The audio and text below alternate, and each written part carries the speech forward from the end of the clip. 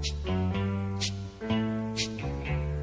na na na na na na na na na na na na na na.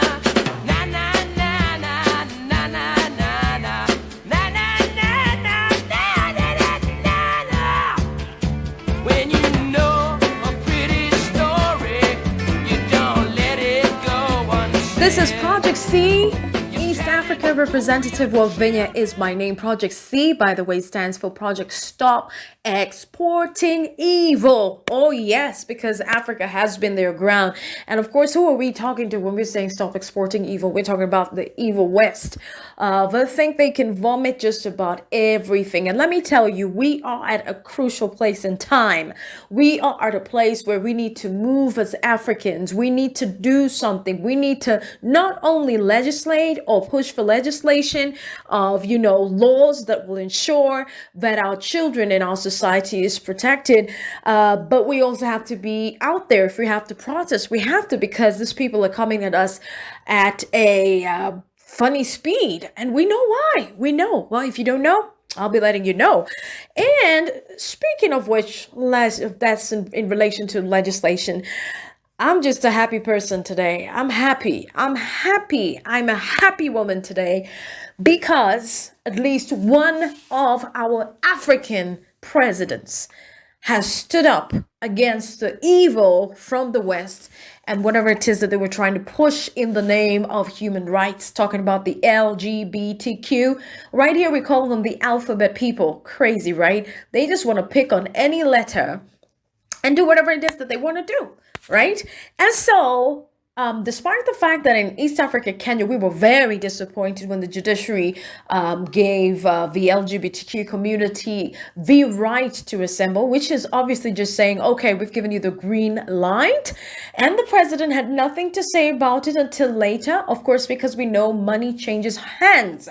And so despite that, we do have one president, one man, real man, who was able to stand up against all this crap. Yes. So I think you heard about the proposal for the bill, the anti-LGBTQ bill in Uganda. In fact, I remember posting that on Facebook and they came after me. Oh, this is a false statement. This has not happened. It hasn't been signed into law. Perhaps they were hoping that the threats issued to Uganda, Yoweri Museveni's, cabinet government would actually be taken seriously. But no, we have a real man, Yoweri Museveni, His Excellency, right? And the cabinet behind him, parliamentarians, kudos to them, because you know what? They all came together to ensure that the madness that is being pelted at our African children and our society would be vomit thrown back to sender. If you're African, we always have this prayer of, back to sender. I think it's just about everybody, but mainly in Africa, because we deal with a lot of sorcery. We deal with a lot of witchcraft. So our prayer points are sometimes focused on back to sender. So finally, Uganda sends it back to sender and says, listen, we're not going to have your hell. We are saying we're not going to have this madness. So President Museveni signed it into law the other day, and it just gave us an amazing momentum as Africans. We were just applauding him and calling out to other African presidents to dare to be men, okay? To dare to be men. And I know Tanzania has a female president. We also want to dare her to be a woman, but the parliamentarians in Tanzania are just as cultured as the Ugandan parliamentarians. Whatever happened to Kenya beats me, but I'm hoping that somebody wakes up. So listen, so this bill was more or less introduced during the same time when the Kenyan judiciary, it was or maybe it was just being discussed about just right about the time that the Kenyan judiciary decided, you know what, the LGBTQ, whatever, are human and they need to assemble, blah, blah, blah, blah. And so we were thinking, okay, so where's this Christian president? What is he doing? What will he say? What will his wife say? What will his deputy say? What will the wife of the deputy say? Why? Because we were fooled into believing that they're wearing the Christian garments and should be able to represent Christianity, but that was not the case. So this guy, allow me to call him that, because I think a person who deserves the man title is Yoweri Museveni. So this other Kenya's president, so that I don't sound rude, decides to be quiet until Melinda Gates lands into the US. And that's when he pretends, it says, hiyo hatutakubali, translated into that we cannot accept, we shall not accept. And it's all just, it's just hogwash. It's just giving it banter. It's just mouthing with nothing being done. Now, years back, allow me to take you a little bit back. Years back, our African presidents would not be bullied into submission, right? They did not allow that greed to overtake them. If you look at the history of Kenya and the Kenyan presidents that we've had, even the most recent one, who was considered to be secular, did not give America a place in our land by giving them what they wanted. And we all know what America wants. We know what the presidency and the American government wants. They want to destroy Africa in every single way. They want to penetrate the education system and start introducing this wicked, I don't even have the right word for this. I think I'll just, I just probably insult them because they deserve it. And now we have a leadership, compared to the leadership that we had, we have a leadership that is greedy. Downright greedy. A leadership that has no reverence for the Creator. That's what we have. And then they will use the Bible, scriptures, Christianity, and hide there. Wolves in sheep clothing. And it's so sad that a lot of Christians have bought into their BS. And they would defend them at any cost. They would actually defend them with their decisions. So what happened? So we thought, okay, this judiciary thing has, happened. So what next? How are we going to counter this? We had a lot of people talking about the court system and that is the only way. If you know our African presidents, that would have just been quashed. Why am I saying that? We have a president in Kenya who defies the law. He defies rulings. So what was so different with this particular one? The one that he should have used his quote unquote conscience, Christian conscience, to quash. But no, he decides to be a fly on the wall. He decides to act like, he is not involved in this. It's crazy. So I'm so excited when I see what Museveni, has done. And, perhaps maybe we'll just have to go through and look at the few things that are mentioned in that bill, which of course include the death sentence. Oh yeah. So there's the death sentence aspect of it. If one is found aggravating or does a certain thing in their whatever stupid act, because it's a stupid act. So if they're found in that act, and perhaps rape, I'm just trying to find it right now, perhaps rape or whatever else it is that is considered to be forceful, then that would actually attract the death sentence. So it is great. And there are people already barking at this particular bill and saying, no, this is not human. This is not right. This is not the way it should be. It's not human rights and all that. And we all know why, of course, again, they're saying that. It's obvious that they feel beat at their game, and whatever it is that they had started had literally just flopped on them.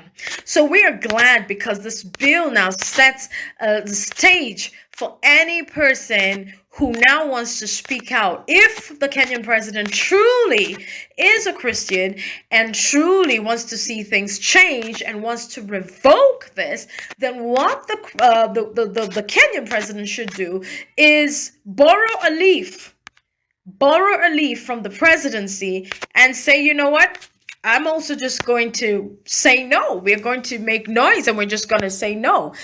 Still, we haven't gotten any comment from him. And I just want to highlight some of the things what Uganda's anti-LGBTQ Act provides. And I do this so excited because we're saying no to evil. So it was signed into law by President Yoweri Museveni on May the 29th, 2023. This is history in the making, and I'm so proud of him. So it says this: any person convicted of aggravated homosexuality will be served the sentence of death. Yes, sir.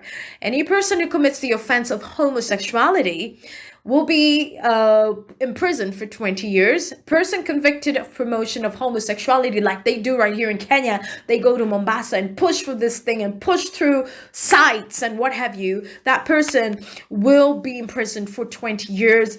Person recruiting children into homosexuality, same 20 years. I think it should have been more, it should have been death. Person who has committed the attempted aggravated homosexuality, that's the one I was talking about, it's 14 years. I see it's attempted, so it's not done. 14 years, right? Person who has been convicted of attempted homosexuality, 10 years. Okay, the owner of the premises that promote homosexuality, we're talking about hotels, lodgings, and this is what they've been doing even here in Kenya. That person will be imprisoned for, is it 10 years? Yes, that comes to 10 years. Yeah. So 10 years, right? And then, so this has caused a lot of noise. It's caused a lot of noise, especially with the pro-LGBTQ individuals who feel like, this is against human rights. And let me just tell you, in case you don't know, they don't care about human rights. They don't. They have a different agenda, which of course we'll be touching on in a few as well. And they want to make sure that they destroy Africa. So one of the things that has happened already is that Kamala Harris, as a US, revokes visa of Uganda's parliament speaker over the new anti-gay law. Yada. Like we didn't expect that. So that's one of the things. And we also have, U.S. Secretary of State Antony Blinken, who said on Monday that Washington would consider imposing visa restrictions on Ugandan officials and others for human rights violations. Crap. Okay, says it came after President Joe Biden called the law a tragic violation of universal human rights. And called for its repeal. Oh, yeah, right. Adding that the U.S. would assess the law's impact, blah, blah, on all aspects of its engagement with Kampala. Y'all can go to hell. That's what I will say. I just want to echo Museveni. He said, we don't need them. And I just hope that African presidents get this. We do not need America. We do not need the UK. We don't need to associate with anybody that will come and dictate our choices and our lifestyles. We don't need to associate with people who will trade in evil for ourselves to give them the best of us. So they trade in and give us evil. We buy into their evil. We destroy our society, the fabric of our society, just to please them and get some few dollars. Oh, shut up already. African parliamentarians, even in the Kenyan government, ought to be ashamed of themselves. Very few people stood up to speak, and I remember one of them was a Muslim. The Muslims were not afraid to speak up. But we got people who go to church. Can you imagine? We got people who take the sacrament, those Catholics. We got people who attend churches and pay tithes, including Mr. WS, our President William Samoei Ruto. And Kenyans are not calling them out to responsibility. Kenyans are not calling them out to speak up against this evil and say no. And what they don't know is that they've sacrificed the people of this nation for their own lust and their own greed. Do you know how many things have happened ever since that, judgment in Kenya? We've had children killed, sodomized, and bodies found. It's not just one case. We had one person who even sodomized a young man, threw him off the window after killing him, and you know what? He was vindicated by the court system. It's upsetting. May Jeff's soul rest in peace. A young man who was trying to just take care of his family, who was trying to get a gig and just change his life. He was even ready. He had a fiance. He kept communicating with his mother. And so he gets into this mix up, and this guy pretends that he wants to utilize his work, invites him on board, and this guy thinks, well, I think it's part of the job. It's part of me getting the job. And so he hangs out with them. Little did he know that they planned his death. And before that, they raped him. They sodomized him. And the court system in Kenya refused to acknowledge, refused to give justice to Jeff. It's a painful thing. And now stories after stories have been coming forth of, bodies found, young boys sodomized and killed. I don't know who's comfortable with praying for the Kenyan president. I don't even know what prayers would be prayed for somebody who's allowing such evil. I don't know who's comfortable with still calling this person God's chosen person when we have such a thing on the loose, when we have such a judgment being allowed without being attacked. And hey, I know that people say, he probably would not be able to interfere with the judicial system. Not true.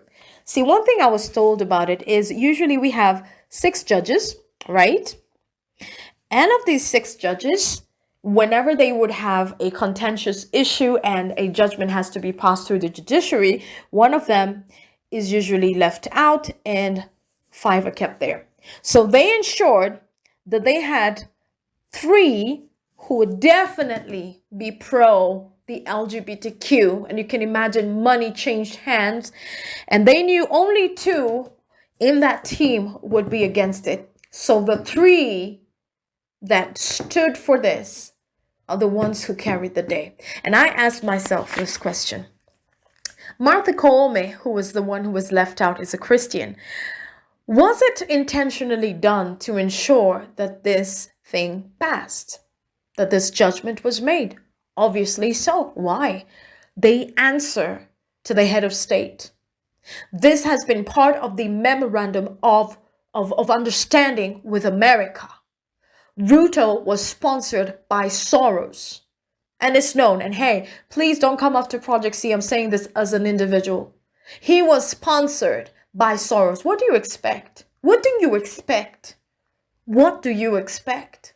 And now everything that looks like Soros, anything, and of course, if it's Soros, it means bitterness in it. It means the US and its ugliness, the ugly side is right behind that. So here we are.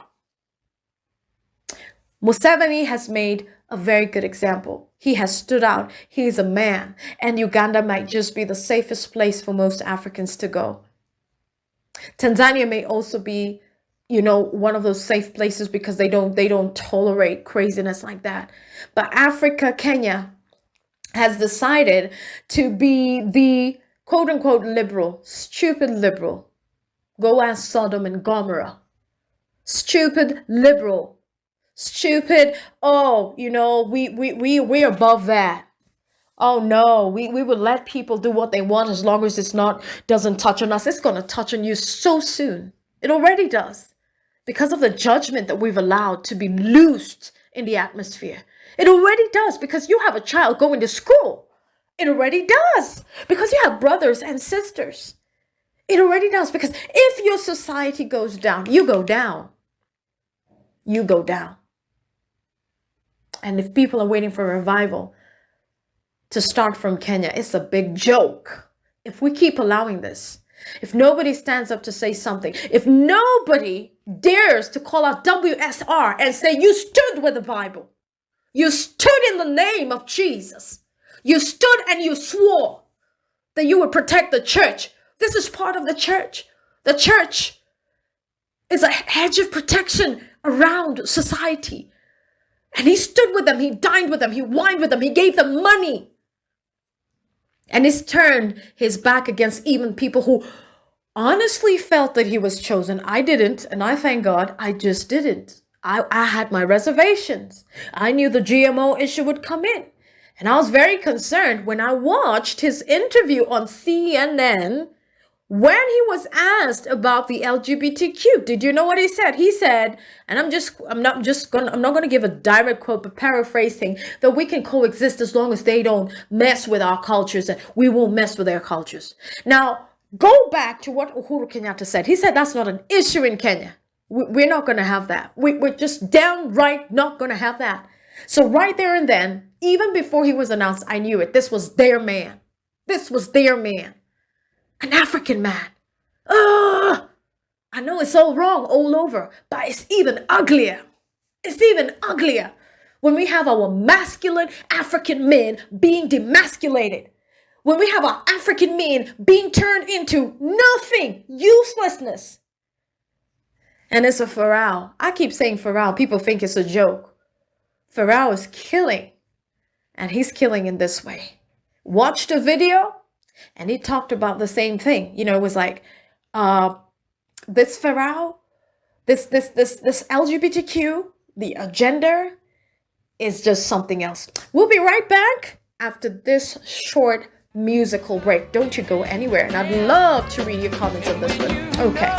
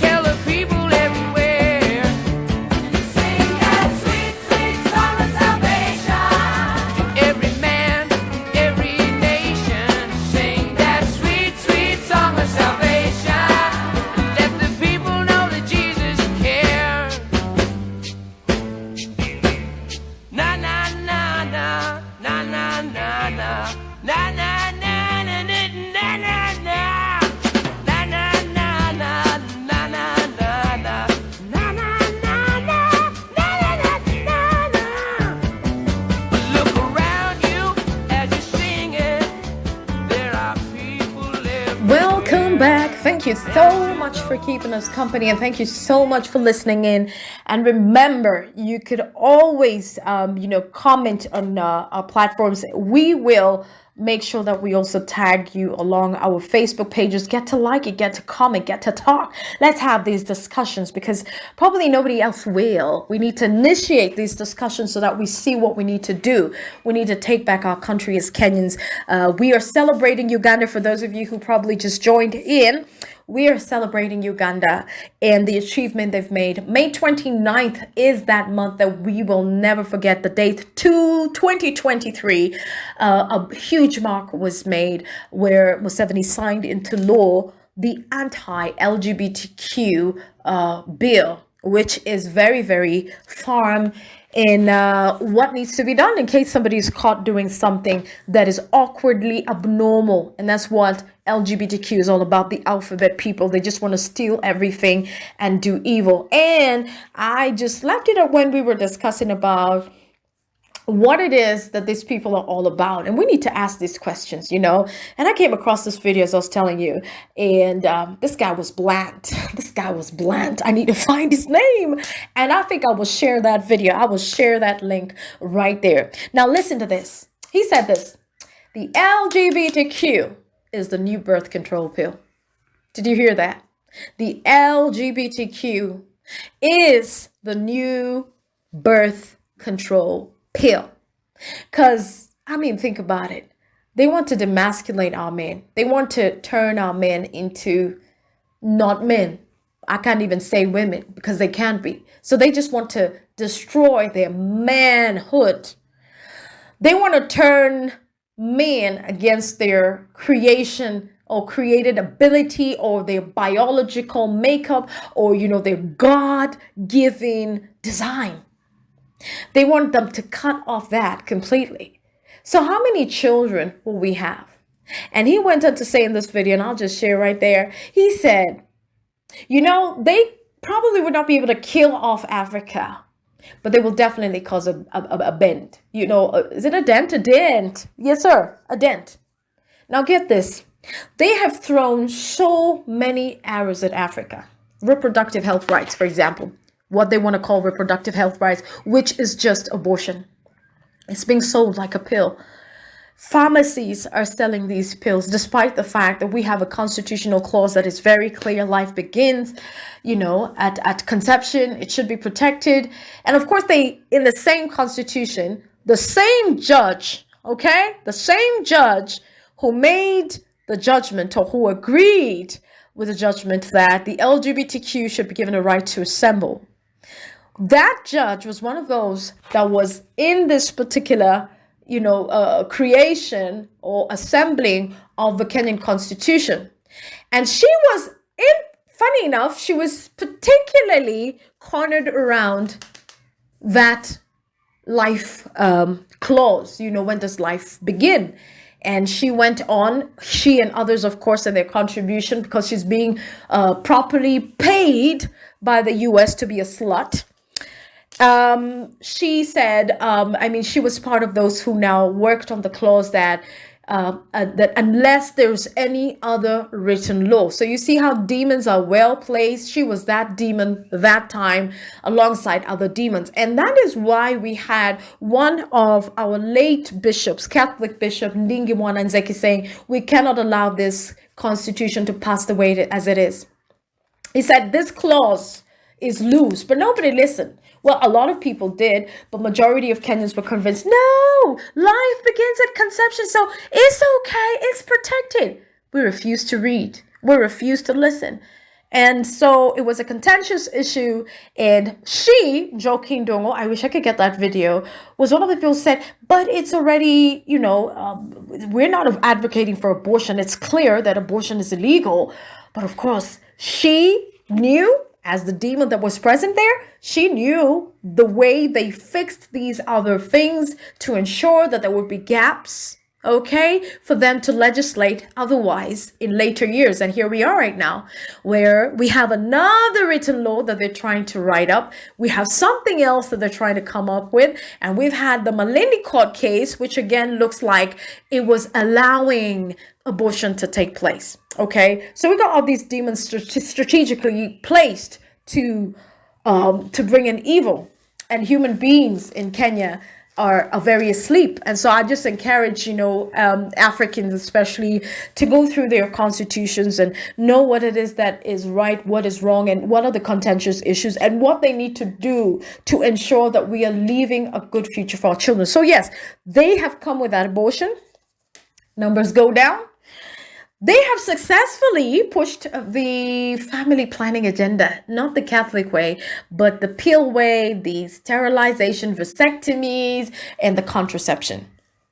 So they've achieved quite a lot with that. I can tell you that for free. Because our numbers are down. Our fertility rate is down. Women are refusing to have children. Women are having 1 or 2 children at most, which is a very dangerous thing. And of course they think, they're thinking about us. The government cares about us. And that's why we need to do this family planning. So God is checked out of the family planning. In fact, he doesn't matter. It doesn't matter what he thinks. It's what a woman feels like. I feel like I should have 2. No, I'm never going to have a 3rd one. I'm never going to have, oh my goodness. It's as if God ceased to exist because of your and my existence. Like, oh my goodness.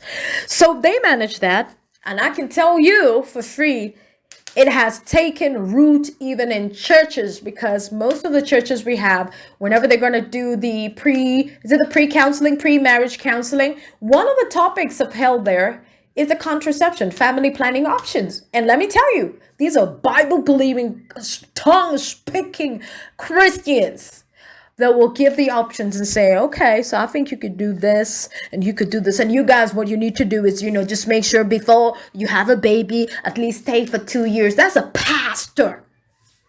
That's a counselor, a pastor counselor. So they manage that. And now they're pushing the LGBTQ agenda. So far, certain communities are known to have absorbed this. They have launched themselves in an area called Kiambu, recruiting children and paying for the recruiting. They're recruiting young men. They're recruiting picky guys, motorcycle riders. What's going to be left of Africa? And unless we go back to the Genesis, unless we go back and realize, listen, the day we open the door to contraception, we open the door to death.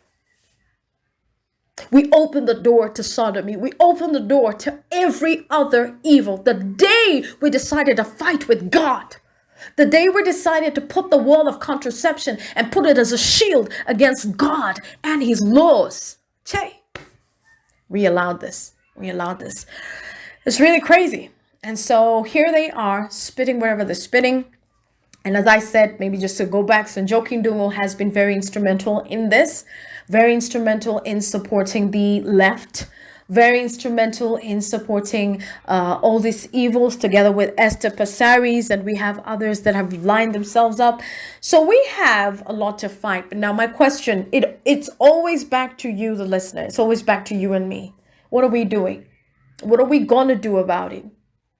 Are we just going to sit pretty? I know people who, kudos to, we have somebody like Catherine Carrera, one of our own, who goes to schools and also gets invited to TV and TV stations and what have you. But I just want to ask, when is it going to be such a pushover? When are we going to learn that this is war? When are we going to learn so that now we arm ourselves and start fighting back? Because they know somehow that we're not reacting. And so the more we don't react, the more they push. And we're looking at our children. What is it going to look like? How is my 10-year-old going to be in such a world in 10 years? What will it look like? So there's my job in the house where I align them. But they'll come out and meet the world. And if this indoctrination is coming through the systems of the school, before it gets to that point, what are you going to do as a parent? What are we going to do? Let me know. It's Project C East Africa. So much more to talk right here. My name is Wavinya. Thank you.